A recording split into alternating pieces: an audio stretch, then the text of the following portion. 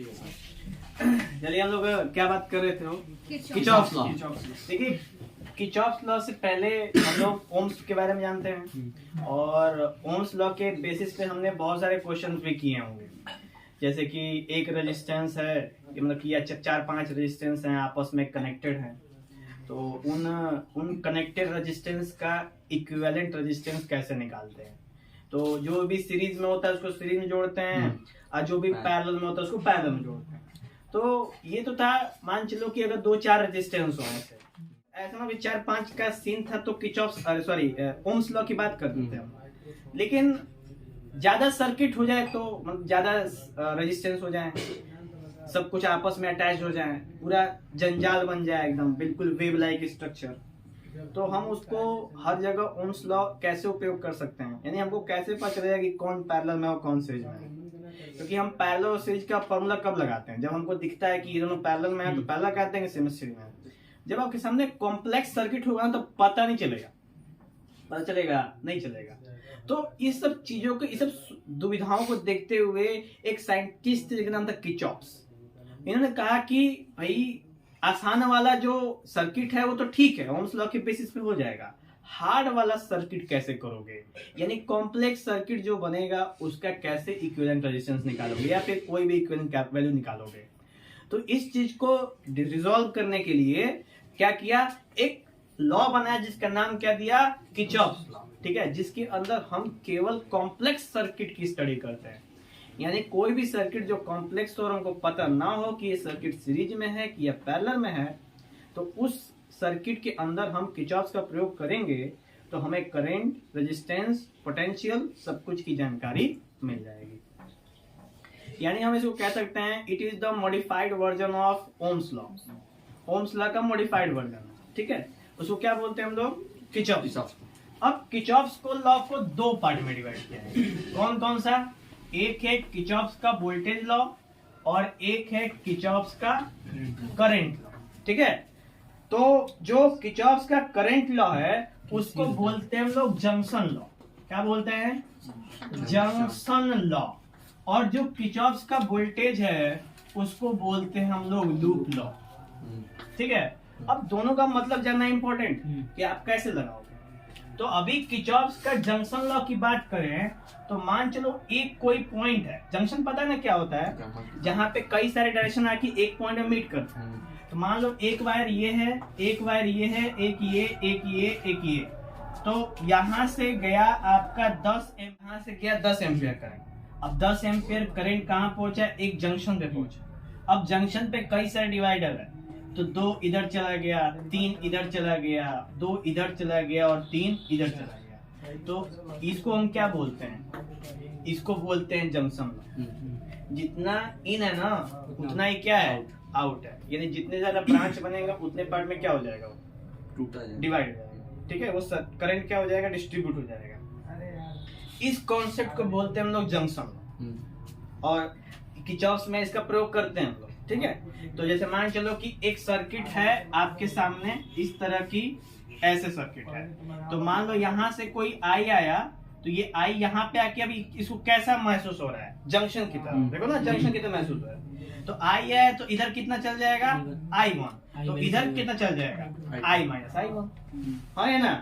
तो ये था आपका किचॉफ्स का जंक्शन लॉ। और किचॉफ्स का जंक्शन लॉ में बहुत ज्यादा कोई टेंशन नहीं लेना है। क्लियर हुआ? चलो, उसके बाद है जो, हाँ ये भी सीन है कि इस जंक्शन के ऊपर ना जो टोटल आई होगा वो कितना होगा, 0। कैसे? तो 10 गया यहाँ पे और 10 बाहर निकल गया, यानी जितना आउटपुट है उतना इनपुट है, यानी output minus input is equal to 0। काम करता हूँ। ये था हमारा किचॉफ्स का करंट लॉ। किसी को किचॉफ्स के करंट लॉ में कोई डाउट है तो बताइए। नेक्स्ट है the current coming towards the junction is taken as positive, यानी कि जंक्शन के तरफ जो भी करंट आता है ना हम उसको कैसा मानते हैं, पॉजिटिव। ठीक है, और जंक्शन से जो भी अवे जाने लगता है, जंक्शन से देखो ये अवे जा रहा है, इसको मान लेते हैं हम लोग नेगेटिव। तो ऐसा नहीं है कि ये कंपलसरी है कि हम इसी को पॉजिटिव और उसी को नेगेटिव मानेंगे। ये अब आपके ऊपर जिम्मेदारी बनती है, आपकी थिंकिंग डिपेंड करती है कि आपने किसको माना है। आप अगर इसको नेगेटिव मानोगे तो इन सबको क्या मानोगे? पॉजिटिव। तभी तो सम करोगे तो कितना आएगा? 0। समझ में आया?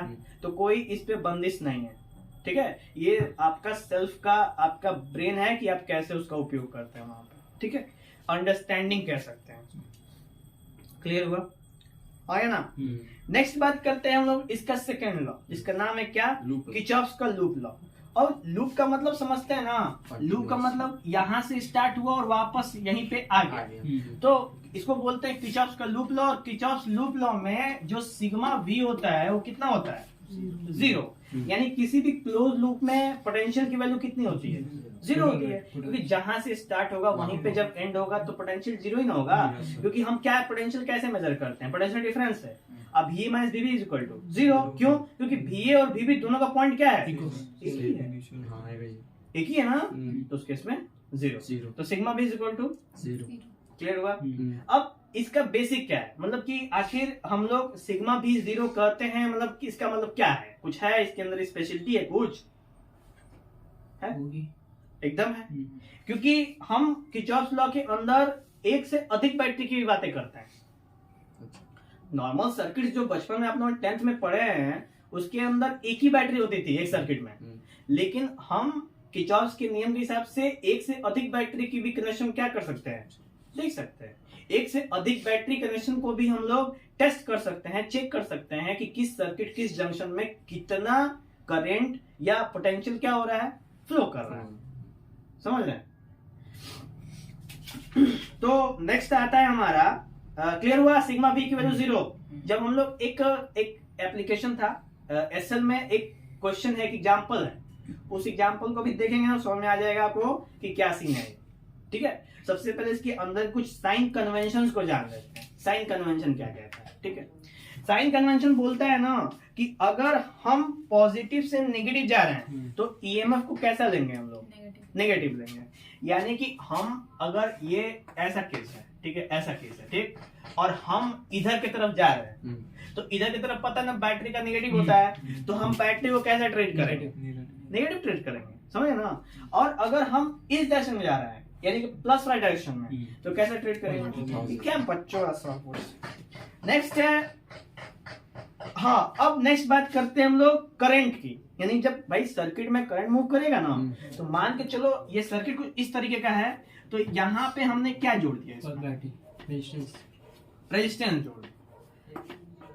जोड़ दिया हमने, रेजिस्टेंस। ठीक है, अब यहां से जब आया ना ऐसे और ये हुआ फ्लो, तो जैसे फ्लो होता है ना तो आगे वाला क्या होता है? प्लस, और पीछे वाला क्या होता है? माइनस। क्योंकि जिस डायरेक्शन में जा रहे होते हैं जो पहले भिटाएगा वही क्या होगा? प्लस। क्यों? क्योंकि हम बैटरी के प्लस से ही आ रहे हैं। नेगेटिव साथ होता नेगेटिव साथ होता ना, नेगेटिव साथ ऐसे आता हम लोग, तो पहले कौन होता? नेगेटिव। आप देख सकते हो ना, सेम चीज तो है। आप इधर से आओ तो पहले कौन मिलेगा? इधर से आओ तो पहले कौन मिलेगा? बुझे? आप किधर से भी कर सकते हो, कोई दिक्कत नहीं है। ठीक है, लेकिन हाँ, जो भी करना सोच समझ के करना, एक ही करना। जो आज प्रैक्टिस करना वही एग्जाम में करना। एग्जाम में आइंस्टाइन नहीं बनना है। ठीक है, आइंस्टाइन अभी बनो जितना बन सकते हो। एग्जाम में आपको सेल्फ ही रहना है, अपने आप ही बनना है वहां। ठीक है, सेल्फ रहोगे तो बढ़िया होगा। क्लियरिटी? नेक्स्ट है तो आईआर कैसा होगा इस केस में? हो आईआर कैसा लेंगे हम? तो इस केस में हम जो ये गया ना कैलकुलेशन में, उस केस में हम पॉजिटिव क्या लेंगे? करंट लेंगे। करंट क्या लेंगे? पॉजिटिव। कोई दिक्कत नहीं? चल, तो ये था कुछ साइन कन्वेंशन, ये था किर्चॉफ्स का जंक्शन, ये था किर्चॉफ्स का लूप। ये है पूरी सर्किट, और सर्किट में कोई समस्या है तो बोलिए। क्लियरिटी? अब एक क्वेश्चन किया जाएगा। तैयार हैं आप लोग? पूरी तरह फिगर को देख के आपको कैसा लग रहा है? फिगर को देख के आपको कैसा महसूस दिख रहा है? कि देखिए इसको। अब बस यही है, ऐसा ही महसूस होता है। होता है कि नहीं होता? लेकिन वो तुम्हारा होता नहीं है, वो किसी और का है। ठीक है, हम लोग अब यहाँ आते हैं मेन मुद्दे पे। मेन मुद्दे पे बात करते हैं तो इसके अंदर कितने सेल या बैटरी लगी? 2। और हम अब इसमें करंट का डिस्ट्रीब्यूशन करने वाले हैं, ठीक। तो हम चाहें तो जहां से मन के तहां से कर सकते हैं, चाहे तो इस बैटरी को प्राइमरी मान के कर सकते हैं, ठीक है, या फिर इस बैटरी को प्राइमरी मान के कर सकते हैं। जब इसको प्राइमरी मानेंगे तो ये कैसा बिहेव करेगा, सेकेंडरी। और जब इसको प्राइमरी मानेंगे तो ये कैसा बिहेव करेगा, कोई डाउट? सबसे पहले इसको मानते हैं, तो ये है हमारा, यहां से निकल के आ रहा है गए, आई पहुंचा कहाँ पे, जंक्शन पे, जंक्शन, ठीक। जंक्शन में आई पहुंचा तो इधर क्या गया, I1 और इधर क्या गया, I माइनस, ठीक। फिर ये I1 इधर पहुंचा, यहां पहुंचा, बोलिए माइनस होना चाहिए ना, क्योंकि माइनस से जा रहा है। हमने इस बैटरी को बेटा प्राइमरी माना, पॉजिटिव से जा रहा है, इस बैटरी को प्राइमरी माना, तो उसका कुछ अभी फर्क नहीं पड़ेगा उस पे। अभी कैसे फर्क पड़ सकता है, सर्किट तो आप पहले डेवलप कर रहे हो ना, फर्क क्यों नहीं पड़ेगा, लेकिन आप सर्किट डेवलप कर रहे हो अपने हिसाब से। तो अभी क्या ये, और ये यहाँ से क्या पहुंच रहा है, I1 कहाँ पहुंचा, यहाँ पे पहुंचा कि नहीं, और यहाँ से क्या पहुंचा, I-1, दोनों अपन समझ, तो क्या बचा इधर, I बचा, और ये I वापस। इसका मतलब हमारा सर्किट बिल्कुल सही है। इस तरीके से मार्किंग करते हैं, क्लियर हुआ? अब देखते हैं लूप कैसे बन रहा है। तो यहाँ पे 2 लूप बन रहे हैं, ठीक। एक लूप कौन सा है, बैटरी, पहले बैटरी से, ठीक है, एक लूप ये बन गया, और दूसरा लूप कौन सा बन रहा है, बैटरी वाली पूरा, एक और लूप बन रहा है। पूरे को भी लेंगे एक बार, ले सकते हैं, क्योंकि आपने स्टार्टिंग तो यहीं से की है ना। तो इसको जब प्राइमरी माना तो इसका मतलब ये वाला बंदा सबको क्या दे रहा है, करंट दे रहा है। जब सबको करंट दे रहा है तो असर तो करेगा ना, हाँ या ना, समझ गए? शुरुआत करते हैं हम लोग इसकी। अप्लाइंग किरचॉफ सेकेंड लॉ, यानी हम लोग किरचॉफ के सेकेंड लॉ कर रहे थे कि यहाँ पे कई सारे लूप बन रहे हैं, पर हमको जिस लूप की आवश्यकता है ना, हमको उसी से मतलब है बस। तो हमको एक ये लूप बन रहा है, तो इसका डायरेक्शन क्या है, क्लॉकवाइज, देखो नहीं, यस सर। और एक अगर ये वाला लूप देखें हम लोग, ये वाला देख रहे हो, इसमें क्या बन रहा है, एंटी क्लॉकवाइज, सेम है। बैटरी, इस बैटरी से इसको प्राइमरी माने अरे ना। इसी बैटरी के हिसाब से चलेंगे ना, जिसको मानेंगे हम उसी से चलेंगे। वो अलग बात है किधर से क्या चल रहा है, ठीक है, ठीक है। हम इसको ये है बैटरी ही, पर इसको 1% का महत्व नहीं देना है। Yes sir. हाँ, जिसको आपने एक बार बना दिया है वही महत्वपूर्ण है, बाकी दूसरे से कोई मतलब, वो बाकी दूसरा नॉर्मल मतलब एरू गैरू नथु खैरू ट्रीट होगा वो, ठीक है। चल, तो इस वाले अंदर में क्या दिख रहा है, तो सबसे पहले हम लोग बात करेंगे triangle P Q R P, ठीक है, पी क्यू आर पी। देखिए इसके अंदर क्या है, सबसे पहले आते हैं हम लोग, तो ये देखो 20, ठीक है, 20 है ना, तो ये हो जाएगा आपका 20 I माइनस I1। बोले कोई दिक्कत, कि करंट क्या जा रहा है, तो अब देखो V is equal to I, V is equal to I, हाँ ठीक, क्योंकि हर जगह भी जा रहा है, ठीक है। अच्छा, अब हम यहां से कहां पहुंचे, यहाँ पे, अब क्या आ गया 60 ओम, एकदम सेम डायरेक्शन है, डायरेक्शन तो अपोजिट हुआ नहीं है, ठीक है। तो ये हो गया हमारा plus 60 I is equal to 4। ठीक है, कोई दिक्कत नहीं, यानी एक सर्किट का हमने क्या कर दिया, पूरा बेड़ा गर्क मतलब कंप्लीट कर दिया हम लोगों ने, ठीक है, समझ आया। अब उसके बाद हम बात करेंगे कौन सी सर्किट की, अगली सर्किट की। तो अगली सर्किट यहां नोट कर लेते हैं, कौन सा है, पी एस आर पी,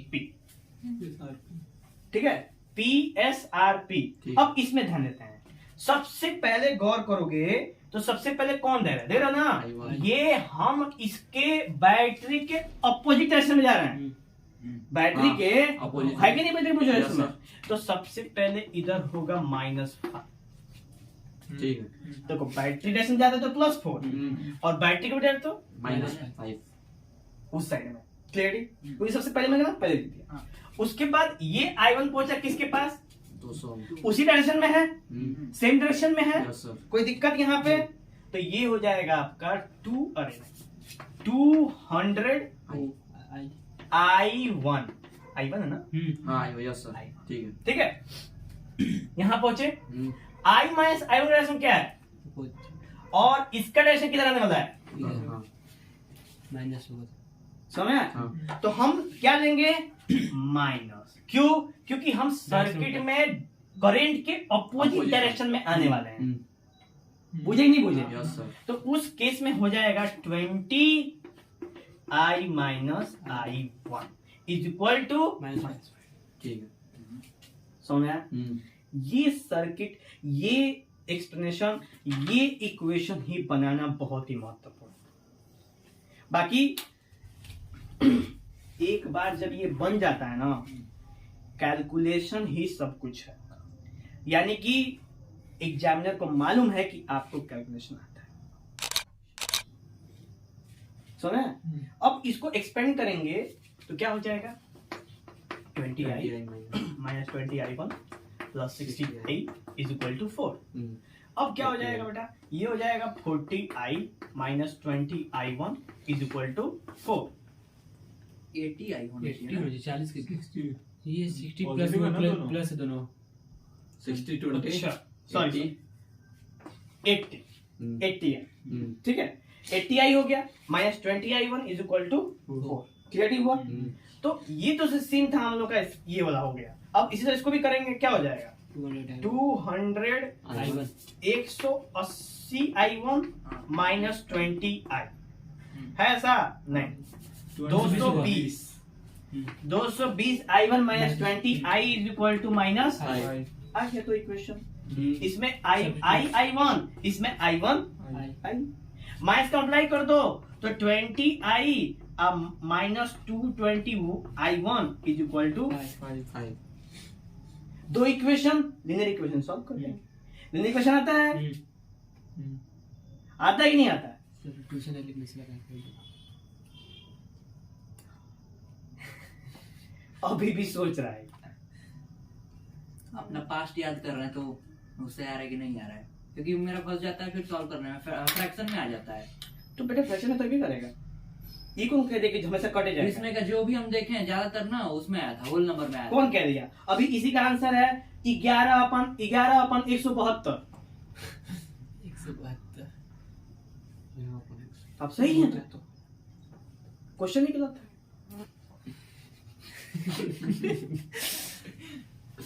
है कि नहीं?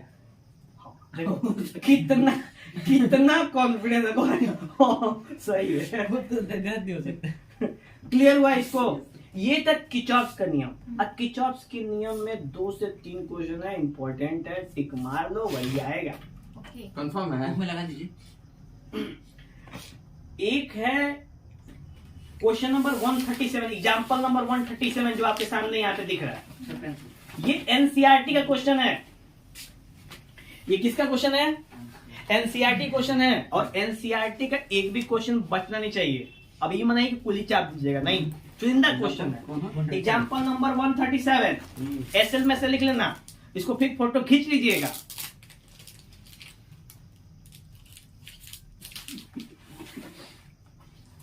तुम दरिंदे हो।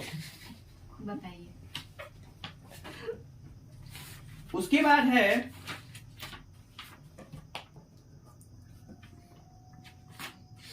वन 145, एकदम मोस्ट इंपॉर्टेंट, ठीक है। ये जेई में भी आता है क्वेश्चन,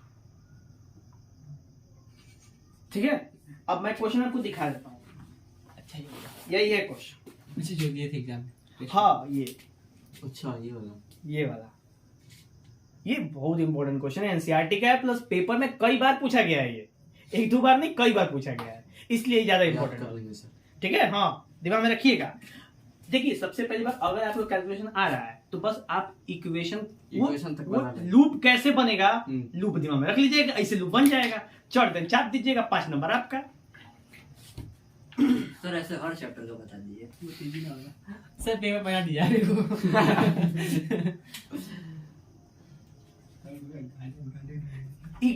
एग्जाम्पल नंबर 148। मार दिए ठीक। अरे हाँ ठीक भी मारना है ना।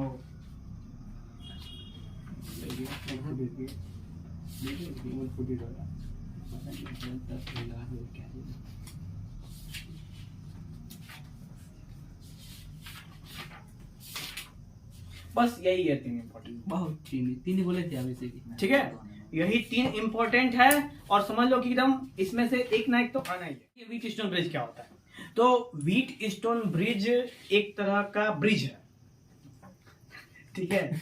ब्रिज माने सीन है ना कि इसमें पीएन जंक्शन डायोड या फिर रजिस्टर का प्रयोग किया जाता है।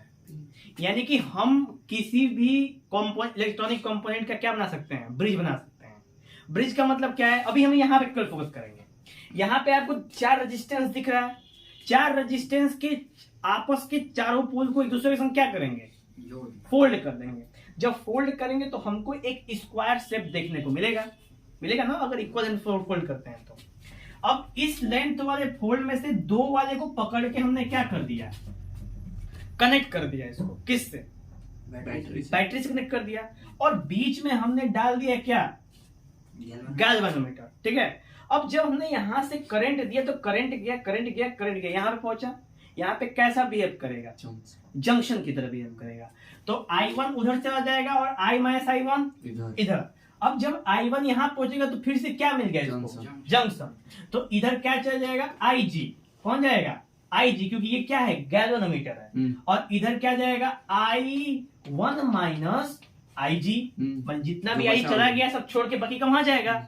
और यहां से I माइनस I1 यहाँ पहुंचेगा और यहां से क्या पहुंचेगा, IG। तो इधर क्या मिलेगा, I minus I1 plus IG पहुंचेगा, नहीं पहुंचेगा। और इस पॉइंट पे I1 माइनस IG और I minus I1 plus IG दोनों क्या हो जाएंगे, आपस में जुड़ जाएंगे। और जो ही जुड़ेंगे तो इधर क्या मिल जाएगा, समझ आया। तो यहाँ पे भी किरचॉफ का लॉ लगेगा, ठीक है। अब लॉ लगेगा तो ध्यान देते हैं हम लोग इस पे कि लॉ लगेगा कैसे, तो शुरू किया जाए इसको। चलो सबसे पहले यूजिंग केवीएल ABDA यानी ये वाला ट्रायंगल, ठीक है, एक ही ट्रायंगल। और दूसरा बनेगा BCDB यानी दोनों ट्रायंगल की बात की।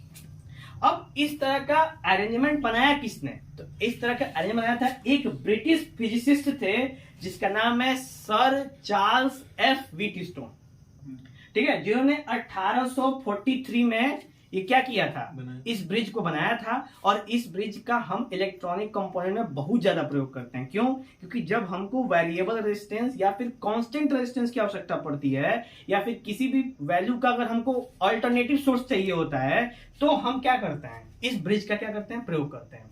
जैसे मान चलो ना कि अभी क्या है कि यहां से 2 तार आया इधर से मेन लाइन और इधर से कोई 2 तार आया, ठीक है, और दोनों तार एक दूसरे के क्या हो रहा है, क्रॉस हो रहा है। क्रॉस होगा तो शॉर्ट कर जाएगा। तो हम यहाँ पे क्या डालते हैं, डायोड डालने से ना ये वाला जो वायर है वो अपना उधर चला जाता है, ये वाला वायर हमारा उधर चला जाता है। डायोड का मतलब कि व्हीटस्टोन ब्रिज डाल देते हैं। अब ब्रिज क्या कर देता है, उन सबको आपस में क्या कनेक्ट कर देता है और जो काम होता है हम इजिली क्या कर सकते हैं, प्रोसीड कर सकते हैं, ठीक है। तो यहाँ पे किसका है, मतलब कि जो ब्रिज है वो है रेजिस्टेंस का ब्रिज, तो इसको बोलेंगे रेजिस्टेंस का व्हीटस्टोन ब्रिज। हम लाए यहाँ पे डायोड, ठीक है, ये पीएन जंक्शन डायोड है। पीएन जंक्शन 4 ठो डायोड मिला के ये बनाता है, इसको बोलते हैं ब्रिज डायोड, है कि नहीं, 1 2 3 4 है ना। तो ये होता है ब्रिज डायोड। अब इसको अभी अगर हमने देखे लो पीएन जंक्शन करीब वाला, उसको भी अगर हम चारों क्या करते हैं एक दूसरे में, बिल्कुल उसी तरह का ये फैब्रिकेटेड वर्जन जो अधिक से अधिक लोड क्या करेगा, झेल सकते हैं, सहन करेगा, उससे ज्यादा, ठीक है, इसलिए इसका प्रयोग करते हैं। क्लियर हुआ। कितनी कैपेसिटी होती है इसकी? अलग अलग कंपोनेंट की, मतलब अलग अलग इसकी वैल्यू के हिसाब से अलग अलग कंपोनेंट बनाया जाता है। अब इसी में एक जिसकी मानो 220 वोल्ट होगी, कोई होगा जब 320 लेता होगा, कोई 550 लेता होगा, सबकी अलग अलग कैपेसिटी बनाई गई है। आपको यूज कौन सा करना है, जिसका डिवाइस रहेगा बस समझा। तो अभी हमारे सामने ये सीन क्लियरिटी हुई, किसी कोई डाउट इसमें?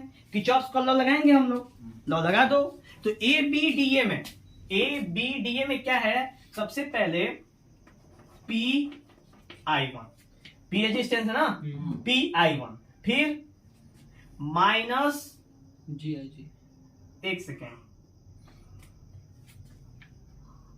प्लस लेते हैं, प्लस GIG, ठीक है। और फिर हम यहां पहुंचते हैं, और यहां पे हमारा डायरेक्शन क्या है, अपोजिट है, ठीक है। तो यहां पे हो जाएगा आपका माइनस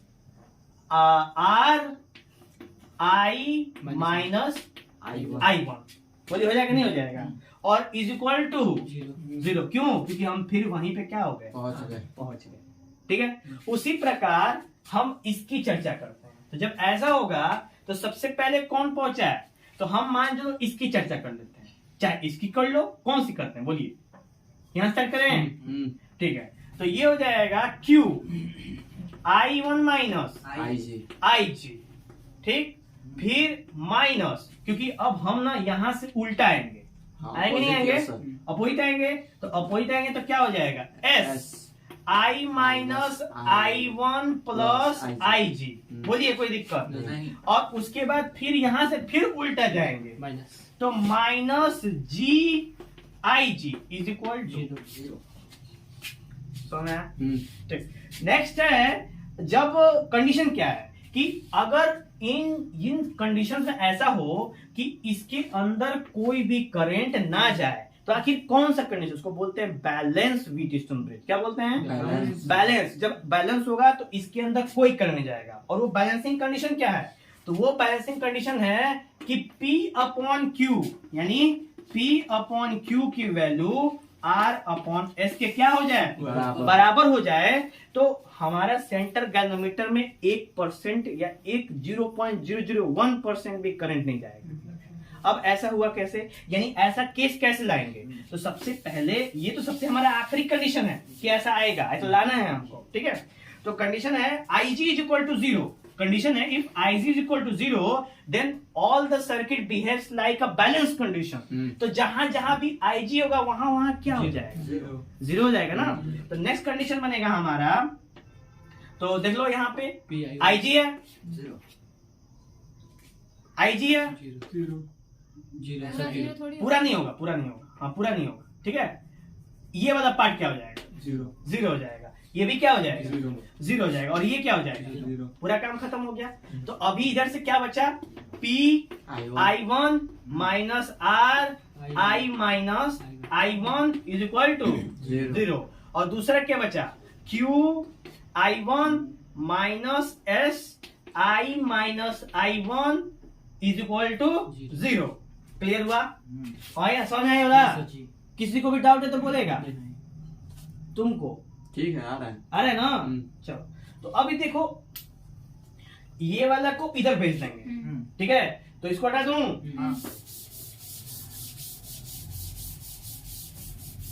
देखो, तो P/I1 is equal to RI minus I1, ठीक है। और यहां से Q/I1 is equal to SI minus I1, बोलिए कोई दिक्कत नहीं। अब क्या कर देंगे हम ना, कि इसको कर देंगे हम डिवाइड। क्या कर देंगे, इक्वेशन फर्स्ट से इक्वेशन सेकंड क्या कर देंगे, डिवाइड। तो बीच में खींच देंगे लाइन, दीवार खींच देंगे हम। अच्छा, दीवार खींचेंगे तो I1 से I1 क्या हो जाएगा, और I माइनस I1 से I माइनस I1 क्या हो जाएगा। तो हमको मिलेगा P/Q is equal to R/S, और this is the balance condition of Wheatstone bridge. समझ में आया? Yes sir. तो यहाँ पे बैलेंस कंडीशन मिल गया। What happens to the balance condition if cell and galvanometer are interchange, यानी कि क्या कंडीशन हो कि अगर वो यदि सर्किट सर्किट वहां पे गैल्वेनोमीटर की जगह पर सेल डाल दिया जाए, और जहां पे सेल है वहां पे डाल दिया जाए गैल्वेनोमीटर। तो क्या कोई चेंज आएगा? नहीं। नहीं, कोई चेंज नहीं। तो ये क्वेश्चन एग्जाम में पूछा जा सकता है। कोई चीज नहीं है। ठीक है।